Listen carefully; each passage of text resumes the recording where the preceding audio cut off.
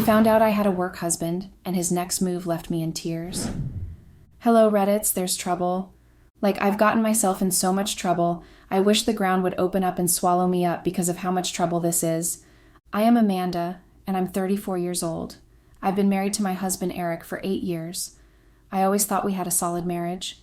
It wasn't perfect, of course, no relationship ever is, but it felt steady and dependable, the kind of partnership you could rely on. Or at least, that's what I thought. Looking back now, I realize just how blind I was to the cracks forming under the surface. A few months ago, I started joking about having a work husband. It was Mike, a coworker I got close to at the office. At first, it was just harmless fun, or so I told myself. Mike was charming, funny, and easy to talk to, and the nickname felt like a playful way to describe our friendship. Everyone at the office joked about it, and I didn't think twice about joining in. It was silly and innocent, or at least, that's what I kept telling myself. Eric knew about Mike from the beginning. I never hid the fact that I worked closely with him, or that we got along well. I even mentioned the work husband joke a couple of times, laughing it off as something everyone in the office participated in. Eric didn't seem too thrilled about it, but he didn't say much either. He just nodded or made a vague comment about how he hoped Mike was a decent guy. I took his reaction as indifference and thought nothing more of it. The truth is, I liked the attention. I liked having someone at work who made me feel seen and appreciated, especially when things with Eric had become so routine. Our marriage had slipped into a rhythm of predictability over the years. Eric worked long hours, and when he wasn't working, he was focused on his hobbies, fixing things around the house, watching sports, or scrolling through his phone. He wasn't neglectful, but he wasn't exactly present either. I felt invisible sometimes, like I was just another part of his routine. Mike was different. He noticed things about me, small things, like when I changed my hair or wore a new outfit. He made me laugh on days when I felt stressed or overwhelmed. When I vented about a frustrating client or an endless meeting, Mike always knew the right thing to say to make me feel better. Over time, I started looking forward to seeing him every day. I told myself it was just friendship, nothing more. But deep down, I think I knew it wasn't that simple. It wasn't just the time we spent together at work either. We started texting outside of office hours, sharing memes, jokes, and little snippets about our lives. It felt harmless at first, just a way to stay connected during the downtime, but those conversations became more frequent, more personal. I found myself telling Mike things I hadn't even told Eric, confiding in him about my insecurities, my frustrations, my dreams. And Mike shared just as much with me. The more we talked, the closer we became. I remember the first time I felt that pang of guilt. It was late one night, and I was sitting on the couch next to Eric, texting Mike about something silly that had happened at work. Eric was scrolling through his phone, oblivious to what I was doing, and for a split second, I wondered what he would think if he saw the messages. But I pushed the thought away, convincing myself it didn't matter because I wasn't doing anything wrong. That's the story I kept telling myself over and over again. I wasn't doing anything wrong. Mike was just a friend, a confidant, someone who made my long work days a little easier to get through. I wasn't cheating, at least not really, but the lines were already starting to blur, and I ignored every warning sign along the way. The first time Mike called me his work wife, I laughed it off, pretending it didn't mean anything. But it did. It made me feel special, like I was someone he valued in a way that went beyond a typical friendship. I started leaning into the nickname, using it as an excuse to spend more time with him, to justify the closeness that was already forming between us. And then, one day, I realized I wasn't just looking forward to seeing Mike. I was missing him when he wasn't there. When he called in sick or had to leave early, the day felt emptier, less exciting. I started going out of my way to spend time with him, staying late at the office or grabbing coffee before work. I told myself it was harmless, that I was just being a good friend, but deep down, I knew I was crossing a line. I just didn't want to admit it. The turning point came when Mike and I went out for drinks after work one evening. It wasn't unusual. We'd grabbed drinks before with other coworkers, but this time, it was just the two of us. The conversation felt different, more personal, more charged. By the end of the night, we were standing in the parking lot, and Mike leaned in closer than he ever had before. For a moment, I thought he might kiss me. And instead of pulling away, I froze. I wanted it. I wanted him. Nothing happened that night, but the damage was already done. That moment changed everything. It made me realize that what I had with Mike wasn't just a friendship. It wasn't just banter or inside jokes or silly nicknames. It was something deeper, something I wasn't ready to admit to myself, let alone to Eric. Now, here I am, sitting in the ruins of my marriage, wondering how I let things spiral so far out of control. Eric knows everything. He found the messages, the calls, the truth I tried so hard to ignore, and now he's gone. He's left me to face the consequences of my actions, and I don't know if I'll ever be able to fix the mess I've made. When Eric and I first got married, everything felt exciting and full of possibilities. We were young, in love, and ready to take on the world together. Eric was the kind of man who made me feel safe and supported. He wasn't flashy or overly romantic, but he was dependable, and that's what I thought I wanted.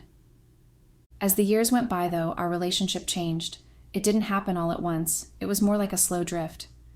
Eric became more focused on his career, taking on long hours at work to secure promotions and pay raises. I understood that he was doing it for us, for our future, but his absence started to weigh on me. By the time he came home in the evenings, he was usually exhausted, and the little energy he had left was spent on his hobbies. It wasn't that Eric was a bad husband, far from it. He was kind, steady, and always there when I needed him. But he wasn't present in the way he used to be. The affection, the little moments of connection, the spark that had defined our early days together, they were all gone. I felt like we had become roommates more than partners, living parallel lives under the same roof. I tried to talk to Eric about it a few times, but he didn't seem to understand what I meant. He thought that providing for us financially and keeping the house running smoothly was enough, and maybe for some people it would have been. But I felt invisible, like a piece of furniture he'd grown used to having around. That's when I started my new job at the marketing firm. It felt like a fresh start, a chance to do something for myself and regain a sense of purpose outside of our marriage. The work was challenging but rewarding, and the office had a friendly, laid-back atmosphere that made it easy to settle in. Then I met Mike. Mike was one of those people who could light up a room just by walking into it. He was charismatic, funny, and incredibly easy to talk to. Unlike Eric, who was reserved and introverted, Mike thrived on social interaction. He had a way of making everyone feel special, like they were the most important person in the room. We hit it off immediately. At first, it was just casual office banter, laughing at each other's jokes, sharing stories about our weekends, and venting about difficult clients. But the more we talked, the more I realized how much I enjoyed his company. He had this infectious energy that made even the most stressful days bearable, and I started looking forward to our conversations more than I should have. The nickname work husband started as a joke. Someone in the office had commented on how often Mike and I were together, and before I knew it, the name stuck. I laughed it off, thinking it was silly, but deep down, I liked the way it sounded. It gave a name to the connection I felt with Mike, even if I wasn't ready to admit it to myself. Over time, our relationship deepened. It wasn't just office jokes and lighthearted banter anymore. We started texting outside of work, sharing memes and inside jokes that no one else would understand. The texts soon became more personal. I found myself telling Mike things I hadn't even told Eric, opening up about my frustrations at home, my insecurities, and my dreams for the future. Mike listened, and he responded in a way that made me feel seen and understood. Mike, in turn, started confiding in me.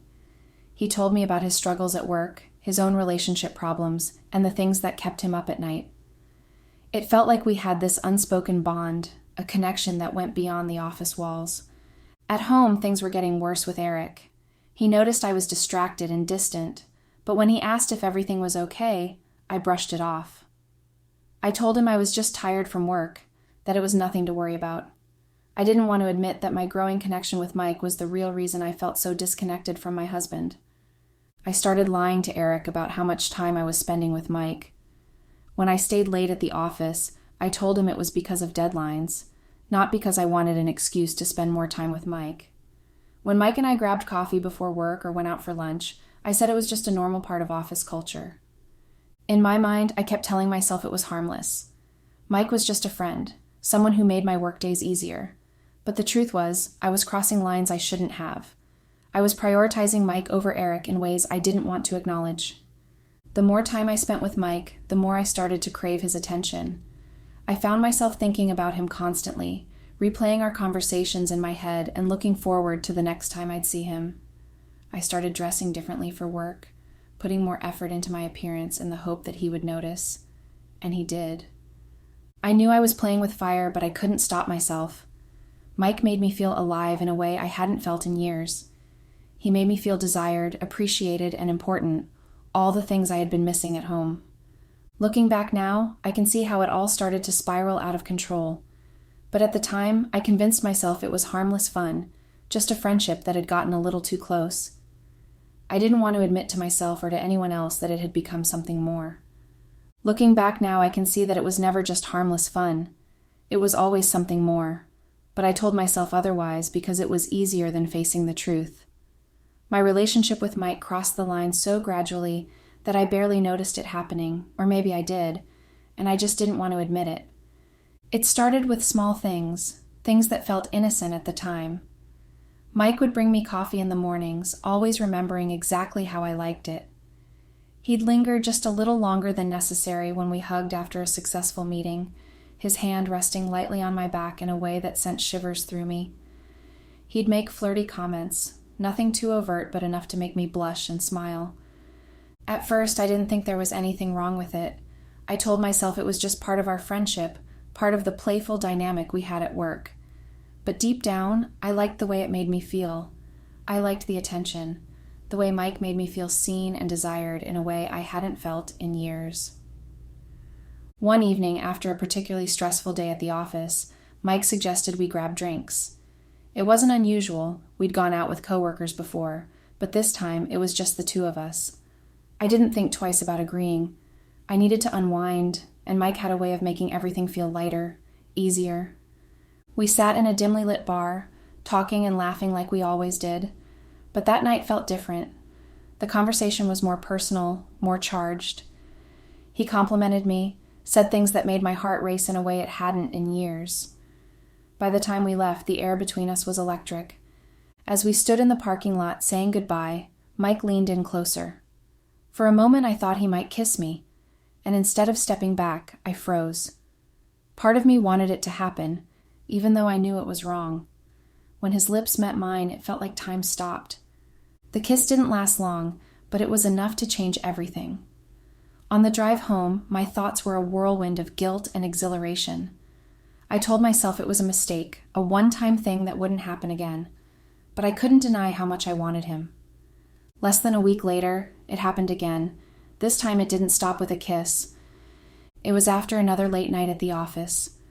The tension between us had been building all day, and by the time everyone else had left, it felt impossible to ignore. We ended up at his apartment, and before I knew it, I was crossing a line I swore I never would. The guilt hit me immediately afterward. I sat on the edge of his bed, staring at the floor, wondering what I had just done. But then Mike touched my hand, smiled at me in that way that made my heart flutter, and all the guilt melted away, at least for a little while. I told myself it was just a fling, that it didn't mean anything, but that was a lie.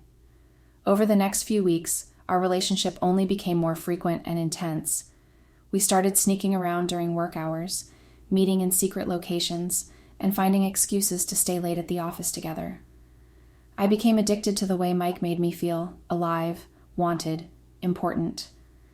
At some point, I stopped seeing Mike as just a coworker. He became my escape from the monotony of my life, the spark that had been missing from my marriage. I convinced myself that what we had was special, that it was worth the risk. At home, things with Eric were falling apart. I grew distant, avoiding him whenever I could. I stopped initiating conversations, brushing off his attempts to connect with vague excuses about being tired or stressed from work. Intimacy became rare, and when Eric asked me why I was spending so much time at the office, I got defensive. I told him it was because my job was demanding, that I needed to prove myself in my new role. It wasn't entirely a lie, my job was demanding, but it wasn't the real reason I was pulling away. Eric noticed the change in me. He tried to bring up his concerns, saying he felt like we were drifting apart, but I shut him down. I didn't want to face the truth of what I was doing, so I deflected, claiming everything was fine and that he was imagining things. The worst part is that he believed me. Eric wanted to trust me, wanted to believe that I wouldn't do something like this to him, and I used that trust against him. I told myself I could keep my two lives separate, that I could have my marriage and my affair without either one affecting the other. But that was a lie too. The cracks were already starting to show, and I was too blinded by my feelings for Mike to see it. Every time I looked at Eric, I felt a pang of guilt, but instead of addressing it, I buried it deeper. I told myself that as long as he didn't find out, everything would be fine. But deep down, I knew I was playing a dangerous game. I didn't want to admit it at the time, but I was prioritizing Mike over Eric in every way that mattered. And the more I pulled away from my husband, the harder it became to justify what I was doing. But by then, I was already in too deep. The night it all came crashing down felt like any other at first. I had just gotten home from work, exhausted and distracted as usual. I dropped my bag by the door and headed to the kitchen to grab a glass of water, barely noticing that Eric was sitting at the table, his expression unreadable. I didn't realize anything was wrong until I glanced at the counter and saw my phone in his hand. For a split second, I froze. My heart sank as I registered the way he was holding it, his thumb hovering over the screen. That was when I knew. He had seen something. He didn't say anything right away, but I could see the tension in his body, the tightness in his jaw. My mind raced, trying to figure out what he could have found, how much he knew. And then he looked at me, his eyes filled with something I had never seen before: pain, betrayal, and anger all mixed together. He asked me about the text that had popped up on my phone. I didn't even need to see it to know which one he was talking about. Mike had sent me a message earlier that evening, something playful and flirty that hinted at the kind of relationship we had. I hadn't thought much of it at the time.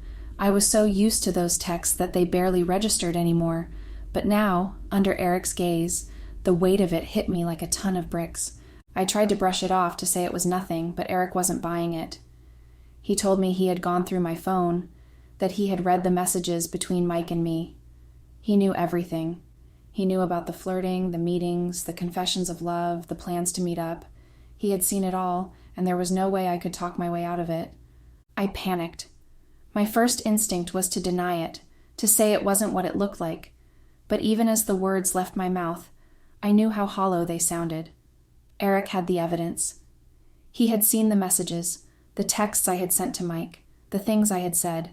There was no denying it anymore. Eventually, I admitted to the affair, but I tried to downplay it. I said it was a mistake, that it didn't mean anything, that it had just gotten out of hand. I told him I was sorry, that I never meant to hurt him, but the words felt empty even as I said them. Eric's reaction was a mix of fury and devastation. He accused me of betraying him, of humiliating him, of putting Mike above our marriage. He asked how long it had been going on, and when I hesitated, the realization hit him like a punch to the gut. He knew it had been months, maybe longer, and the look on his face made my chest ache in a way I can't even describe. He told me I had destroyed everything we had built together, that he didn't know if he could ever look at me the same way again. His words were sharp, cutting through me like a blade, but I knew I deserved them. Then, without another word, he walked past me and headed to our bedroom. I followed him, unsure of what to do, what to say, but when I saw him pulling a suitcase out of the closet, the gravity of the situation hit me. He was leaving. I begged him to stay, to talk things through, to give me a chance to fix it, but he wouldn't listen. He said he couldn't stay in a marriage where he felt like the second choice, where I had so clearly chosen someone else over him. I watched in silence as he packed his things, my heart sinking lower with every shirt he folded, every drawer he emptied. I wanted to say something to stop him, but the words wouldn't come. What could I say that would make this better? Before he left, he told me that he was going to stay with a friend while he figured out what to do next. He said he needed time to think, but he also made it clear that he wasn't sure there was anything left to save. He told me I had broken his trust, that I had destroyed the foundation of our marriage, and that he didn't know if he would ever be able to forgive me. And then he was gone. The silence that followed was deafening. I sat on the edge of our bed staring at the open closet, the empty spaces where his clothes used to be. It felt surreal, like I was living someone else's life, like this couldn't possibly be happening to me. But it was. I stayed up all night replaying the confrontation in my head, going over every word, every look, every moment. I thought about the texts, the lies, the choices I had made that led us to this point. And for the first time, I fully realized the extent of what I had done. I hadn't just hurt Eric, I had shattered him. The next morning, I woke up to the quiet of an empty house, and the weight of it hit me all over again. Eric was gone, and I didn't know if he was ever coming back. Now I don't know what to do, and I am very, very scared. Please, what do you guys advise me to do now? Update. Hi, Reddit. It's been a few weeks since my last post, and I don't even know where to begin. My life has completely unraveled, and the reality of what I've done is hitting me harder every day. Eric has moved out. He's staying with a friend, and I haven't heard from him since the night he left. I've tried calling him, texting him, even emailing him once, but he hasn't responded, not even a word. It's like I don't exist to him anymore, and honestly, I can't blame him. I've spent countless hours replaying that night in my head, going over everything I said, everything I did wrong, and wondering if there was any way I could have stopped him from leaving. But the truth is, the damage was already done. The moment he found those messages, our marriage was over. I just didn't want to admit it to myself. I've cut off all contact with Mike. It was the first thing I did after Eric left. I deleted his number, blocked him on every platform, and avoided all the places we used to go. I even told HR that I needed to switch departments, which they thankfully agreed to without asking too many questions. But it doesn't matter. Cutting Mike out of my life doesn't undo what I did. It doesn't erase the months of lies and betrayal that destroyed my marriage. I haven't spoken to Mike since the night Eric left, and to be honest, I don't want to. At first, I thought it would be hard to let him go, but now I can't even think about him without feeling sick. I see now that my relationship with him was a mistake, a selfish, reckless escape from my own unhappiness. I let myself believe that he was filling a void in my life, but all he really did was help me destroy the one good thing I had left. The silence in the house is unbearable. It's so quiet now without Eric here, without the sound of his voice or the little things he used to do that I took for granted. I used to complain about how predictable he was, how he'd spend his evenings tinkering with his tools or watching the same shows over and over. But now, I'd give anything to have that predictability back. I feel completely alone. Our friends have all taken Eric's side, which I understand. He's the victim in all of this, and I'm the one who broke his trust. Mutual friends who used to invite us to dinner parties or game nights haven't reached out to me at all. I've seen photos of them hanging out with Eric on social media, smiling and laughing like nothing has changed for them. And maybe it hasn't. Maybe the only person whose world has fallen apart is mine. Even my family has distanced themselves. My mom called me once after Eric left, but the conversation was short and awkward. She said she didn't know what to say to me, that she couldn't understand how I could do something like this to someone as good as Eric. I didn't have an answer for her. How could I explain what I did when I can barely understand it myself? The worst part is knowing that people are talking about me. I've heard the whispers, the gossip spreading through our social circles. People who barely knew me now have their own version of the story, their own judgments about what kind of person I am. I don't blame them for thinking the worst. I've given them every reason to. I've thought about reaching out to Eric one last time, just to tell him how sorry I am, but I'm scared it would only make things worse. He doesn't want to hear from me, and I have to respect that. But the idea of never speaking to him again, of never having the chance to make things right, is almost too much to bear. I don't know how to move forward from this. Every day feels like a punishment, a reminder of everything I've lost. I see Eric's empty side of the bed, the space in the closet where his clothes used to hang, and it feels like a constant ache in my chest. I thought I could handle the consequences of my actions, but I didn't realize how heavy they would be. There are moments when I wonder if I even deserve to fix this. Eric deserves someone who would never hurt him the way I did, someone who would value him the way I should have. And yet, I can't help but wish for a second chance, even though I know I don't deserve one. If you're reading this, please don't make the same mistakes I did. Don't take the people you love for granted. Don't let yourself get swept up in something that feels exciting in the moment but leaves you with nothing in the end. I thought I was in control, that I could handle everything, but now I see how wrong I was. I don't know what the future holds, but for now, all I can do is sit with the mess I've made and try to figure out how to live with myself. Update. Hi Reddit, it's me again, and this may actually be my last post here. I wish I could say things have gotten better since my last update, but they haven't. If anything, they've gotten worse. I'm not even sure why I'm writing this. It's not like I expect anyone to feel sorry for me. I guess I just need to get it out somehow because keeping it all bottled up is suffocating. Eric is moving on. I heard it from a mutual friend last weekend. She called to check in, but it was clear she really wanted to deliver the news. She told me Eric has been spending time with someone new, a woman he met at the gym. Her name is Rachel, and apparently they've been seeing each other for a few weeks now. When I heard her name, my stomach dropped. I didn't know how to react, so I just sat there in stunned silence while my friend kept talking. She said Rachel is kind and sweet, and that Eric seems happier than he's been in a long time. She even mentioned that they've been going out on little dates, dinners, hikes, things like that. It sounds like everything I should have been doing with him when I still had the chance. I wanted to pretend it didn't bother me, but it did. It broke me. Hearing that Eric is moving on, that he's smiling and happy and building something new with someone else, feels like a punch to the gut. And the worst part is, I have no one to blame but myself. I thought I could handle the idea of Eric moving on. After all, I was the one who pushed him away. But now that it's happening, it hurts in ways I wasn't prepared for. Knowing he's with someone who makes him feel valued and loved, someone who hasn't shattered his trust, is unbearable. I can't stop picturing them together, him smiling at her, holding her hand, looking at her the way he used to look at me. At the same time, I know I have no right to feel this way. Eric deserves to be happy, and I lost the privilege of being the one to make him happy the moment I betrayed him. But knowing that doesn't make it any easier. And then there's the situation at work. If I thought I could escape the fallout of my actions there, I was wrong. Mike has been telling people about our affair.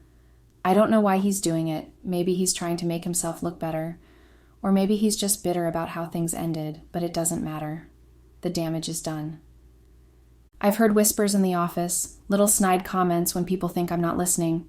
People look at me differently now, like I'm some kind of cautionary tale. They don't say anything outright, but the judgment is written all over their faces. It's humiliating. I found out from a coworker that Mike has been framing our affair as something more serious than it was. He's been telling people that I chased him, that I was desperate for his attention and wouldn't leave him alone. Hearing that made my blood boil. It's like he's trying to rewrite the story, to paint himself as the victim and me as the aggressor. The worst part is, some people believe him. They think I was the one who couldn't keep things professional, that I was the one who crossed the line. It doesn't matter that he pursued me just as much as I pursued him, or maybe even more. None of that matters now because he's controlling the narrative. I feel like I can't even show my face at work anymore. Every time I walk into a meeting or sit down at my desk, I feel the weight of everyone's stares. It's like they're all waiting for me to crack, to pack up my things and disappear. And honestly, some days I feel like doing just that. I've been thinking a lot about leaving the company, leaving the city, maybe even leaving everything behind and starting over somewhere new. But the thought of starting fresh is terrifying. I don't even know where to begin. Where would I go? What would I do? How do you rebuild a life when everything you thought you had is gone? At the same time, staying feels unbearable too. Everywhere I go, I'm reminded of what I've lost and what I've done. The empty house, the whispers at work, the photos of Eric and Rachel on social media. It's like I'm being haunted by my own mistakes. I don't know what the right answer is. Part of me thinks I should stay and face the consequences of my actions, to try to rebuild my life here, even if it means enduring the judgment and shame. But another part of me wonders if it would be better to leave, to put as much distance as I can between myself and the mess I've made. I've been trying to focus on therapy, to figure out why I did what I did, and how to prevent myself from making the same mistakes in the future. My therapist says I need to learn to forgive myself, but that feels impossible right now. How do you forgive yourself when you've hurt the person you loved the most? when you've destroyed the trust and the life you built together? How can you forgive yourself when the one thing that has always been a stable part of your life just suddenly rips off, leaving you bare and very shattered? Do you ever recover from that? Do you ever stop feeling stupid and wishing you had done things better? Do you ever come back from losing the one person that you thought was never going to leave and it is totally and absolutely your fault? I stopped visiting my therapist eventually because her words didn't make sense the more I visited her. She didn't understand the extent of my pain. She doesn't know how horrid my life is without Eric. She doesn't understand how miserable I have been ever since he left and how hard life is hitting me. It felt pointless paying that sort of money and yet not getting a solution. I realized eventually that it wasn't even her fault. It's mine completely. I was the one who brought this whole thing upon myself. I could have avoided it, but I didn't, and now everything has come crashing down. I wish I could go back and undo everything, but I know that's not how life works. All I can do now is try to move forward, even though I have no idea how. Scratch that. I don't think I want to move forward. This is my punishment for losing the one person I should have cherished and held on to tightly without trying to let go at any point. So I guess being stuck reminiscing on what could have been is a punishment I'll need to endure for the rest of my life. But guys, please don't let yourself end up like me. Don't take the people who love you for granted. Don't let yourself get swept up in something that feels exciting in the moment, but leaves you with nothing but regret. I thought I could handle it, that I could keep everything under control, but I was wrong, and now I'm paying the price. And I've never felt so lost before, with nothing and no one on my side. Everything's working against me, including my mind. Goodbye and thanks.